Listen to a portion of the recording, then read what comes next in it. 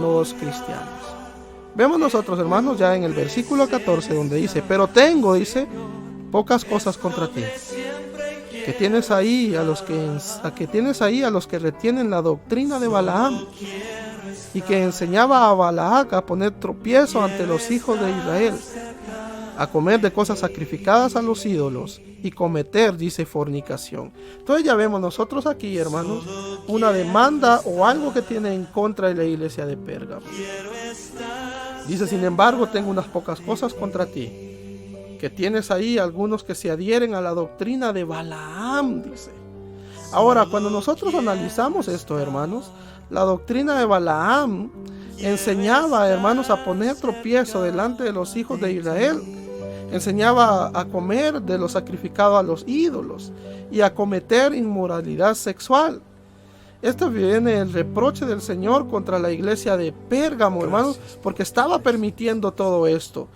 Había admitido a hombres que estaban teniendo todas estas enseñanzas, todas estas doctrinas que venían de Balaam.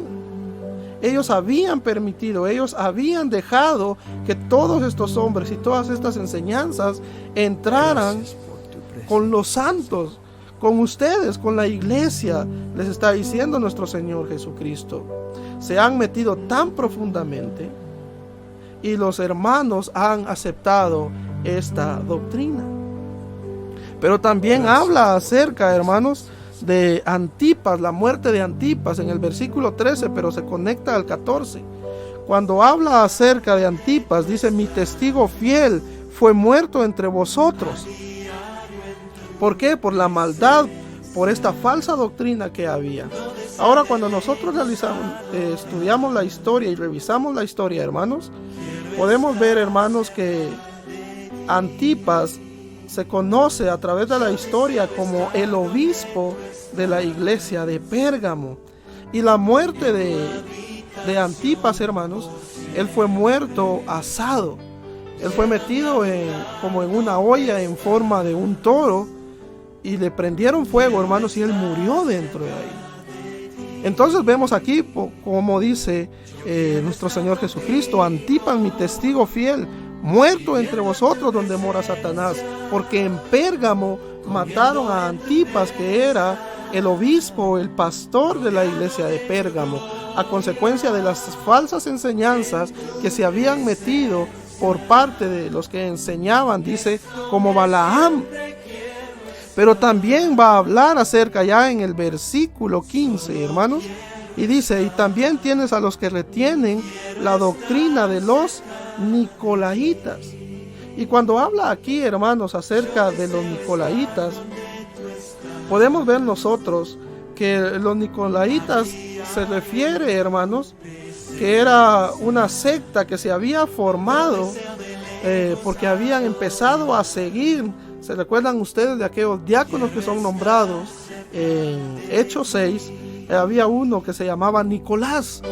Se cree que de los seguidores de él se empieza a formar esta secta, los nicolaitas, los cuales, hermanos, daban una enseñanza, una doctrina acerca de que era permitido cualquier situación en la vida cristiana, abusos en la sexualidad, en la glotonería, todo eso lo enseñaban ellos.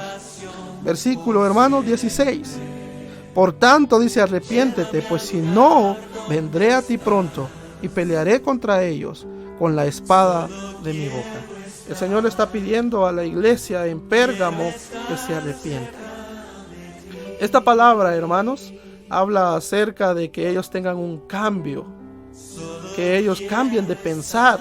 En el griego la palabra es metanoeo, que significa un cambio de pensamiento. El Señor quiere que hagan eso. Pero también el Señor dice que si no lo hacen, Él vendrá y peleará, dice, contra ellos.